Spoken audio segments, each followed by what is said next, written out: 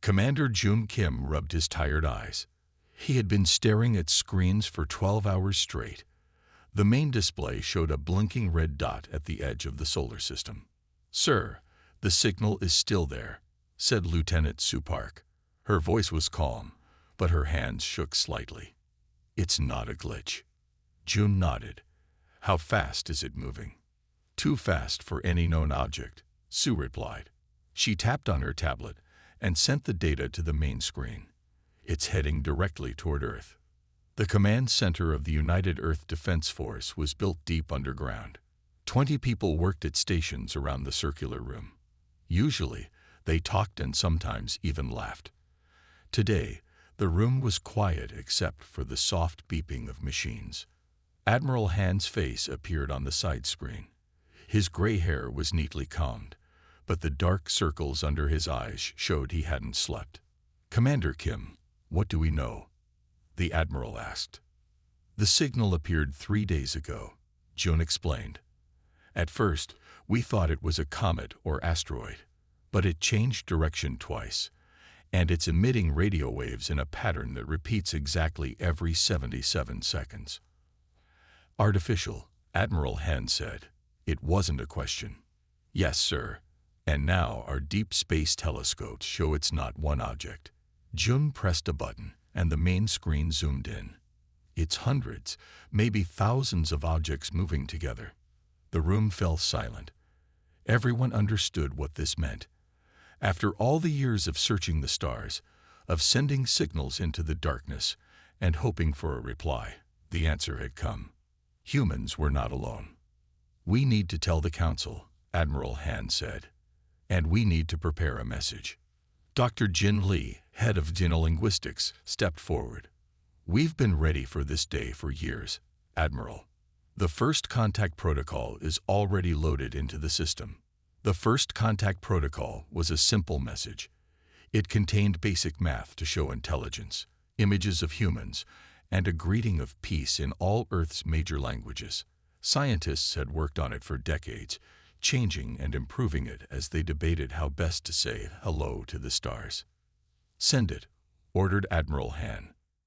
Jin nodded to a technician, who pressed a series of buttons. Earth's most powerful transmitters aimed at the approaching objects and sent the message. "Now we wait," Jin said. But they didn't have to wait long. Just 20 minutes later, the alien fleet responded. "We're receiving a transmission," Sue announced. Her eyes widened as data flooded her screen. "It's complex, full of symbols I don't recognize." "Send it to Dr. Lee's team," June ordered. "And keep tracking their approach." Jin's team worked through the night. By morning, they had figured out enough to be worried.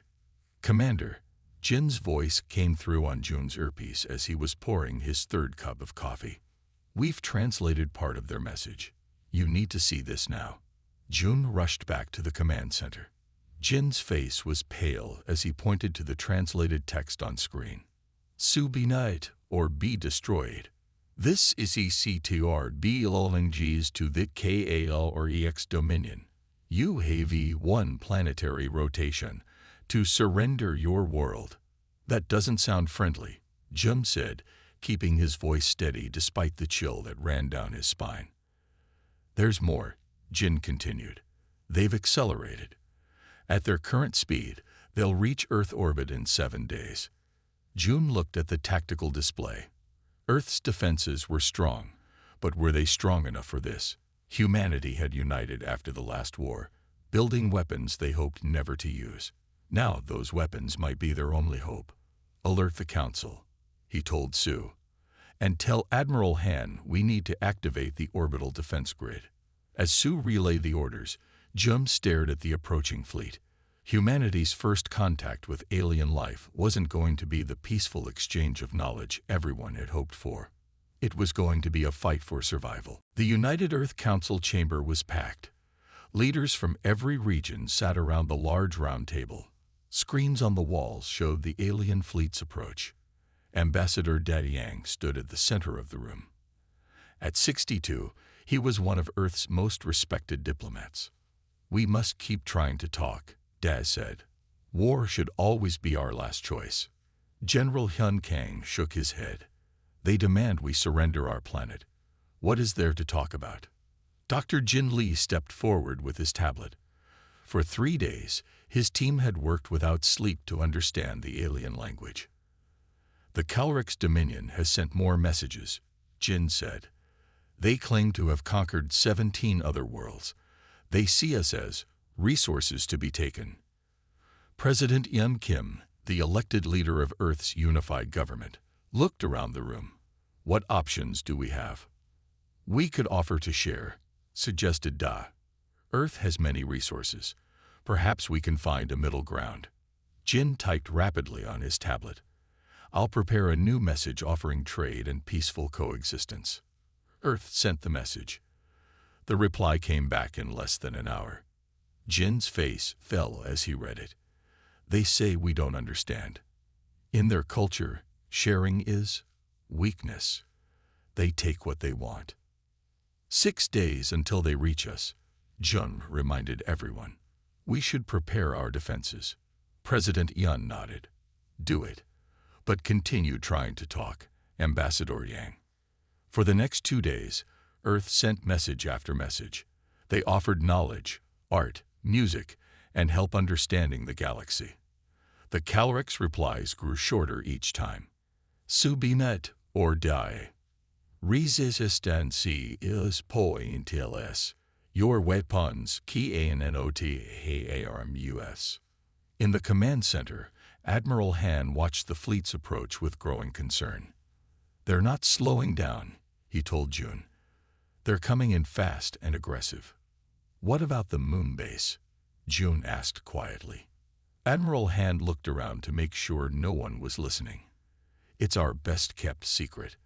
The Calrex don't know about it. Moon base Artemis had been built on the far side of the moon, hidden from Earth and space. It housed humanity's most powerful weapon, a focused energy beam that could cut through almost anything. Should we tell them about it? June asked. Show them what we can do. Admiral Han thought for a moment. Maybe a demonstration would make them reconsider. The Admiral took this idea to the Council. After hours of debate, they agreed. We will show them our strength, President Yun announced. Not to threaten, but to encourage respect. Captain Min Choi received the orders at Moon Base Artemis. He had commanded the base for 5 years, but had never fired the main weapon at full power. Target the asteroid designated X-249, he told his crew. Full power. The asteroid was uninhabited and about the size of a small mountain. It floated between Earth and Mars. Weapon charged, sir, reported his weapons officer. Fire. A brilliant beam shot from the lunar surface. When it hit the asteroid, there was a flash of light. Then nothing. The asteroid was gone. Earth sent a new message to the Calrex. We wish for peace, but we will defend ourselves if attacked. This is a demonstration of one of our defensive capabilities. Please reconsider your approach. In the command center, Jun and Sue watched the screens anxiously. Did they see it? Sue asked. They must have, Jun replied. For a brief moment, the Calrex fleet slowed. Hope flickered through the command center. Then the alien ships accelerated again, faster than before. They're not stopping, Sue whispered. Jun's hands tightened on the edge of his console. They think we're bluffing. Admiral Han's voice came through on the comm system. All defense forces to high alert. This is not a drill. I repeat, this is not a drill. Earth had tried to talk. Earth had tried to warn. Now, Earth would have to fight. 4 days until the Calrex reached Earth. The planet was getting ready for war. In cities around the world, people moved into underground shelters. Soldiers took up positions at defense points. Space fighters prepared to launch. Commander Jun Kim hadn't slept in 30 hours. He stood in the command center, watching the massive alien fleet on the main screen. There are over 10,000 ships now, Lieutenant Su Park said. More keep joining them. Admiral Han entered the room. Everyone stood a little straighter. At ease, he said. We have a new plan. He brought up an image on the main screen. It showed a man in his 50s with sharp eyes and messy hair. "This is Dr. Ta Quan," Admiral Han explained. "For 20 years, he's been working on a secret project under Mount Hala." "What kind of project?" June asked. "The kind that might save us all," Admiral Han replied. "But it's not ready yet. We need more time." June looked at the fleet on the screen. "How much time?" 3 more days minimum. We need to slow them down." The council met again. This time, General Hyun had a plan. "Moon base Artemis showed them our power, but they weren't impressed," he said. "We need to hit them directly. Show them we can hurt them." President Hyun looked troubled. "An attack could start a war we might not win." "With respect, Madam President," General Hyun said, "they already started this war. The question is whether we'll fight back." After hours of debate, the council made a decision. "One morning shot," President Hyun ordered. "Damage one of their smaller ships. Maybe then they'll listen." The order went to Captain Min at Moon Base Artemis. "Target the smallest vessel on the outer edge of their fleet," he told his crew. "Minimal power. We just want to damage it, not destroy it." The weapon charge. The beam shot out from the moon. It hit the small alien ship. Nothing happened. "Did we miss?" Min asked. "No, sir," his weapons officer replied. "Direct hit." But their shields absorbed it. Min ordered more power. The beam fired again. This time, the alien ship's shield flickered but held. "Maximum power," Min ordered. The third beam hit with the force that had destroyed the asteroid. This time, the alien ship's shields failed. The ship broke apart. Earth sent another message. "We regret this show of force, but you leave us no choice. We are prepared to defend ourselves. Please stop your approach and talk with us." The Calrex response was immediate. 20 of their larger ships broke formation and headed toward the moon. They found Artemis. Min shouted over the comm system. "We're being targeted." In the command center, June and the others watched in horror as the alien ships fired on the moon base. The underground facility had strong defenses, but nothing that could withstand such an attack.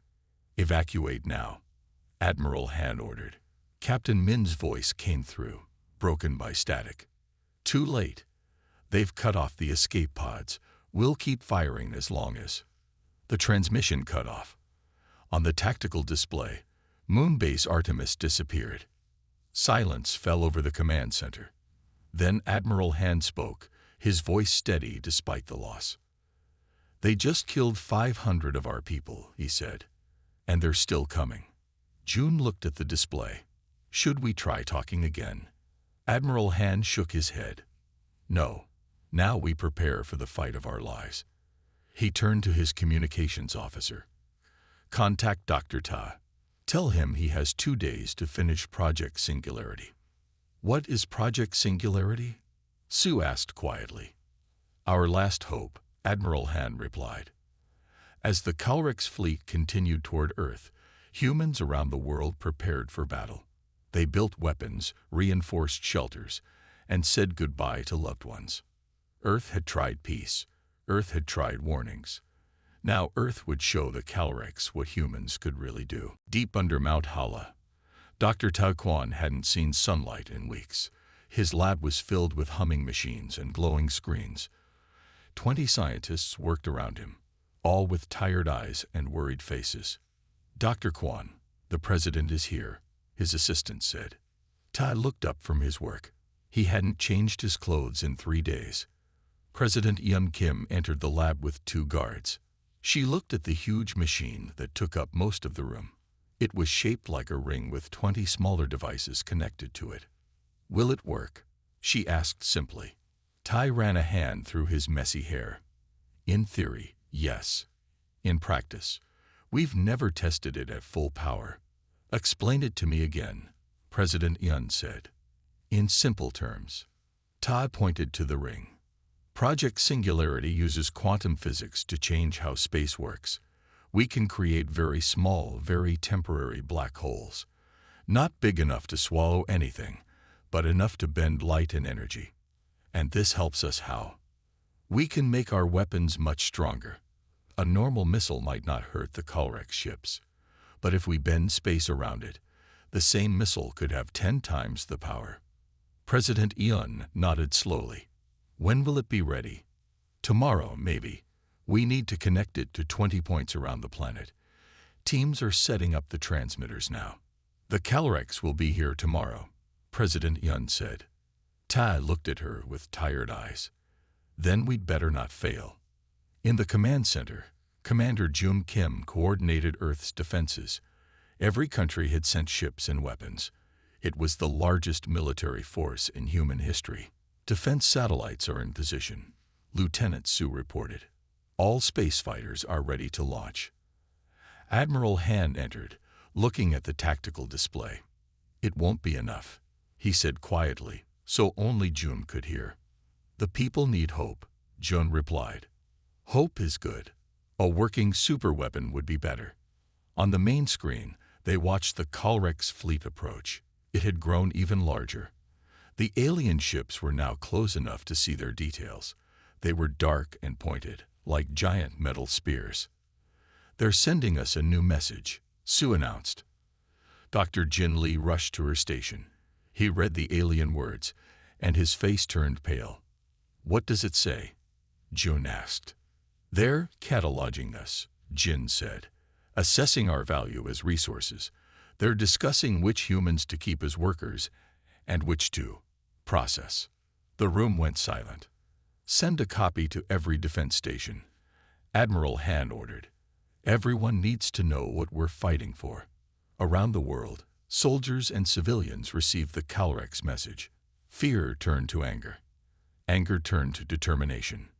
In her small apartment, Sue's mother read the message, then pulled out the old rifle she had used in the last war. In New York, an old man taught young neighbors how to make bombs from household items. In a village in Africa, people dug trenches and sharpened tools into weapons. Humanity prepared to fight for its existence. Back at Mount Hala, Tai's team made a breakthrough. The quantum fields are stable, shouted one scientist. Tai checked the readings and allowed himself a small smile. Start connecting to the global transmitters. One by one, the 20 transmitters around the world came online. They were hidden in mountains, deserts, and under the ocean. When activated, they would create a web of quantum energy around the planet. Dr. Kwan, the Calrex will reach Earth orbit in 6 hours, his assistant said. Todd looked at the progress bar on his screen. 67% complete. We need more time, he said. But time had run out. The first Calrex ships entered Earth orbit. The battle for humanity was about to begin. The sky over every major city filled with alien ships. They were huge and dark, blocking the sun like metal clouds.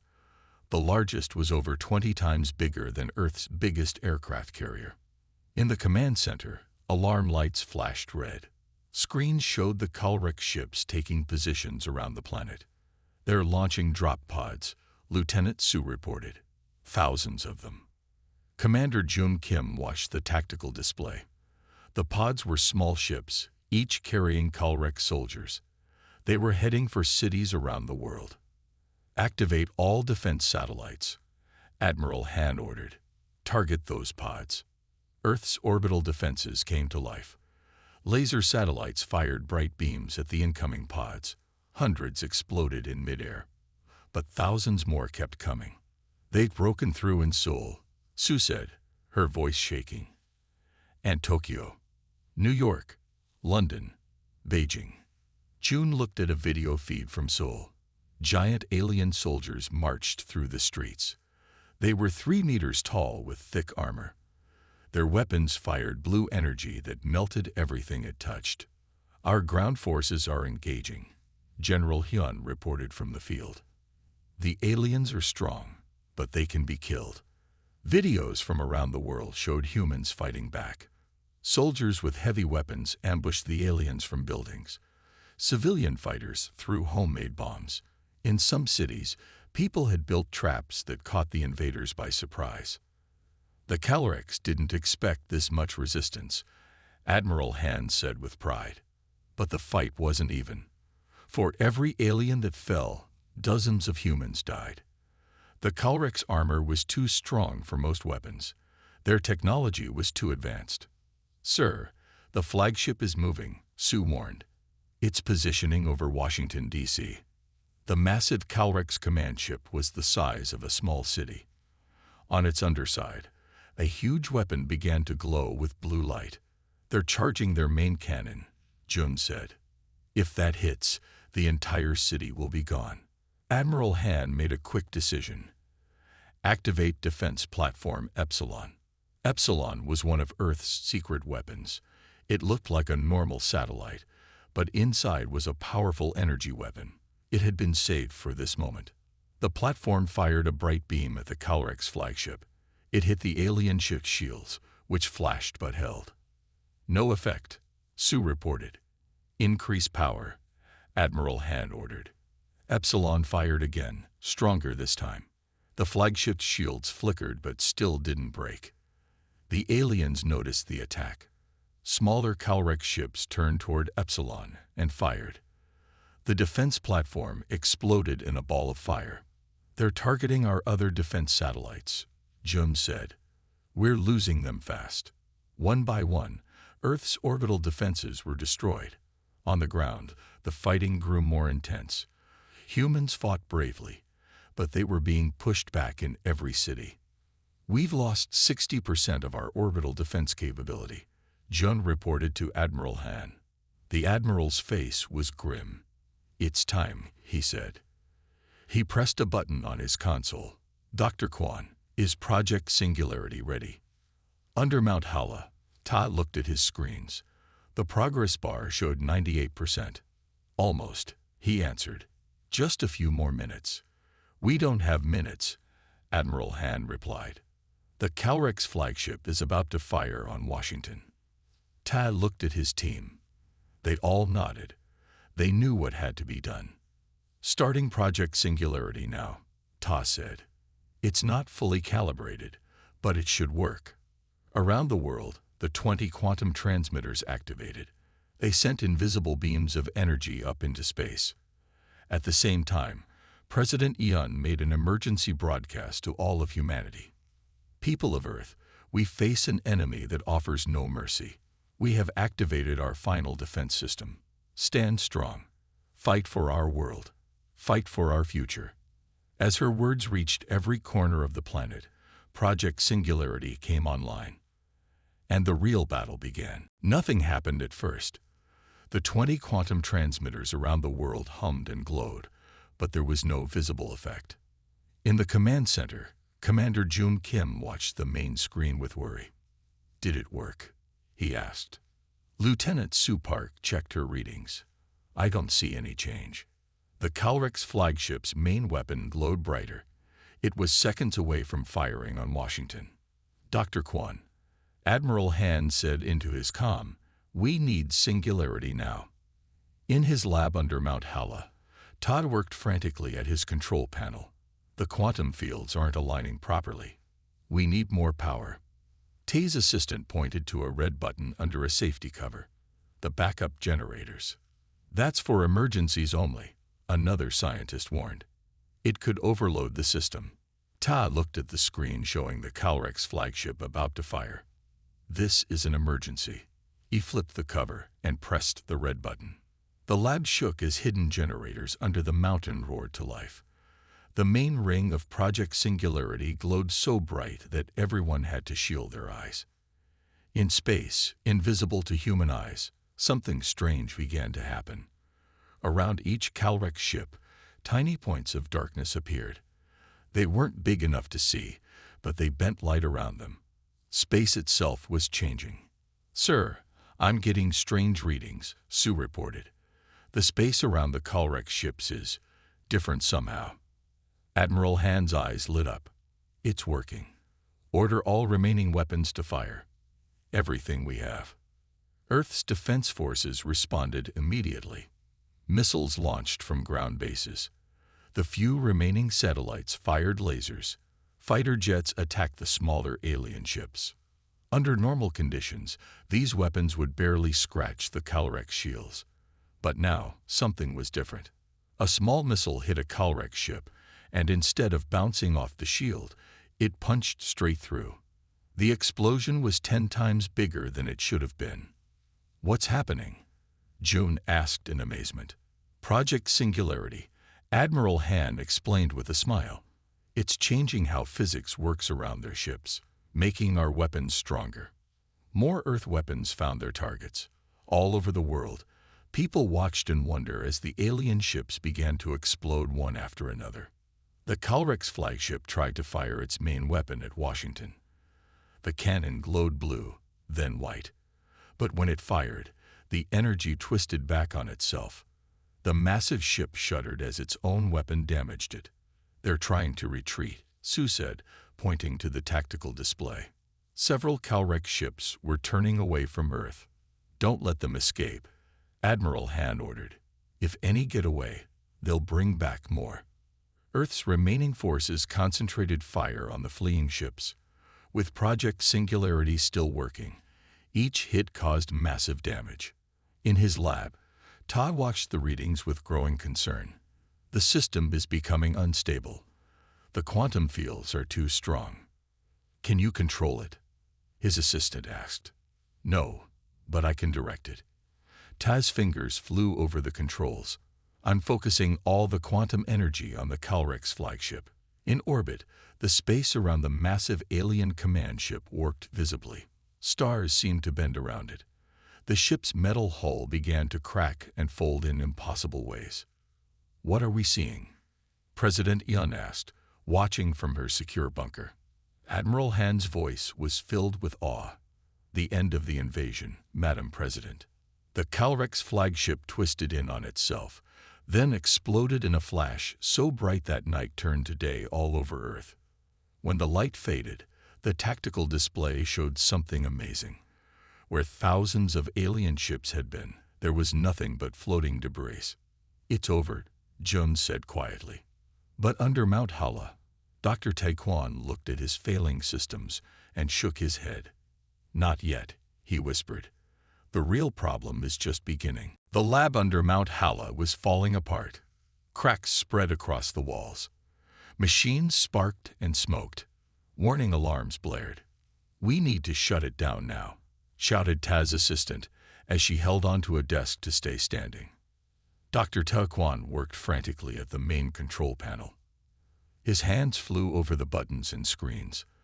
"The quantum fields are too strong. They're feeding on each other." "What does that mean?" asked another scientist. "It means," Ta said grimly, "that we might have saved Earth from the aliens only to destroy it ourselves." Project Singularity had worked better than anyone expected. The micro-singularities, tiny temporary black holes, had multiplied the power of Earth's weapons. The Calrex fleet was destroyed. But now those same micro-singularities were growing stronger and spreading. In the command center, the celebration stopped when new alarms sounded. "What's happening?" Commander Jum Kim asked as he looked at the flashing red warnings on the screens. Lieutenant Sue Park checked her readings. Strange energy patterns around the planet. "They're growing stronger, especially near the 20 transmitter sites." Admiral Han immediately contacted Dr. Kwon. "Ta, what's going on?" Tae's voice came through with static. "The system is out of control. The quantum fields are creating a feedback loop. If we don't stop it, the micro-singularities will grow large enough to pull Earth apart." Silence fell over the command center. "How do we stop it?" Admiral Han asked finally. "I need to reverse the polarity on all 20 transmitters at exactly the same time," Tai explained. "But 3 of them are damaged and not responding to remote commands." "Which ones?" June asked quickly. "Cairo, Sydney, and Rio," Tai replied. June looked at the tactical map. "We have teams near all those locations. They can make the changes manually." "There's no time," Ta said. "The change has to happen in the next 7 minutes, or the quantum field will be too strong to collapse." Admiral Han made a quick decision. "Get me those teams now." Within seconds, military commanders in Cairo, Sydney, and Rio were on the comm system. Admiral Han explained the situation. You need to reach the transmitters and reverse the main power coupling, Ta told them.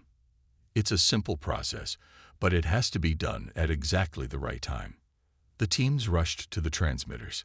In Cairo, they found the building damaged by fighting. In Sydney, Calrex soldiers still guarded the area. In Rio, floods from damaged water mains blocked the path. June watched the clock counting down. 5 minutes left. The Cairo team reached their transmitter first. We're in position. Sydney was next. 3 Calrex dead. We're at the controls. Rio reported last. Had to swim, but we made it. Tug gave them simple instructions for reversing the power couplings. When I give the signal, pull the red lever down and push the blue button. Not before. As the countdown reached 1 minute, Todd prepared the other 17 transmitters. His lat was shaking so hard that pieces of ceiling were falling. 30 seconds, Sue counted. Tai took a deep breath. On my mark. 3, 2, 1. Now. Around the world, the 20 teams pulled red levers and pushed blue buttons. The quantum transmitters glowed bright white, then slowly faded. In space, the micro-singularities began to shrink. The distortions in reality smoothed out. It's working, Tate reported with relief in his voice. The quantum fields are collapsing safely. In the command center, everyone watched nervously as the energy readings dropped. Finally, they returned to normal. We did it, Jum said quietly. Admiral Han nodded. Yes, we saved our world. He looked at the screens showing the debris of the Calrex fleet. And we showed the galaxy what happens when you threaten Earth. But even as they celebrated, a new signal appeared on the long-range scanners. It was coming from deep space, and it wasn't Calrex. Earth had won its first interstellar war, but something else was now watching. 1 week after the battle, Earth was still cleaning up. The remains of Calrex ships filled the sky like new stars. Cities damaged in the fighting were being rebuilt. People slowly came out of shelters and returned to their homes. Commander Jum Kim stood by a window in the command center, looking at the sunset. For the first time in days, he had time to breathe. Beautiful, isn't it? Lieutenant Sue Park said as she joined him. She had a bandage on her arm from when part of the ceiling had fallen during the battle. Yes, June agreed. Even more beautiful now that we know we almost lost it. Admiral Han entered the room. Everyone stood straighter, but he waved them to relax. At ease, we've all earned some rest. Any news about the signal we detected? June asked. Admiral Han nodded. Dr. Lee and his team have been working on it. They think they've translated the message. As if on cue, Dr. Jin Lee walked in with a tablet in his hand. He looked tired but excited. It's not from the Calrex, Jin explained. It's from something called the Galactic Concord, another alien group. Sue asked with concern. Yes, but they seem very different from the Calrex, Jin replied. From what we can translate, they're a collection of spacefaring species that work together. What do they want? Admiral Han asked. Jin smiled slightly. To talk. And to thank us. Thank us? Jum was surprised. According to their message, the Calrex have been terrorizing this part of the galaxy for centuries, Jin explained. They've destroyed dozens of developing civilizations. No one has ever defeated them before. The room was quiet as everyone took in this information. They want to send representatives to meet us, Jin continued. They say Earth has earned a place in their Concord. Admiral Han looked thoughtful. I'll need to inform the President and the Council. 3 days later, they all gathered in the rebuilt council chamber. President Yun sat at the head of the table. Dr. Tao Quan was there too, looking much better after some rest. The Galactic Concord will arrive in 1 month, President Yun announced. We have time to prepare. The question is, what do we do? I say we meet them, Ambassador Dai Yang said. This is the peaceful first contact we hoped for. General Hyun Kang looked less sure. We should be careful. The Calrex seemed peaceful at first too. The difference, Jin pointed out, is that the Concorde is coming slowly, openly, and asking permission. The Calorex came fast and made demands. Dr. Tai spoke up. We should meet them, but from a position of strength. Project Singularity can be rebuilt, safer this time. And the Calorex? June asked. What if they come back? Their main fleet is destroyed. Admiral Han said. If they have more ships, it will take them years to reach us. By then, we'll be ready. President Un stood up. Then it's decided. We will meet with the Galactic Concorde. We will share knowledge and build relationships. But we will also remember the lesson of the Calorex. Earth must always be ready to defend itself. 1 month later, as promised, a single ship from the Galactic Concorde arrived in Earth orbit. It was beautiful, with smooth lines and glowing blue lights. Nothing like the sharp, dark ships of the Calorex. As Earth prepared to welcome its first peaceful alien visitors, people around the world looked up at the night sky with new understanding. They were not alone in the universe. There were dangers out there, but also potential friends. And one thing was certain. The galaxy now knew that Earth was not to be threatened. Humanity had faced extinction and emerged victorious. Whatever came next, they would face it together. In his office, June looked at a piece of Calorex ship that had been recovered. It was now a paperweight on his desk. A reminder, he said quietly to himself, that Earth protects its own. The end.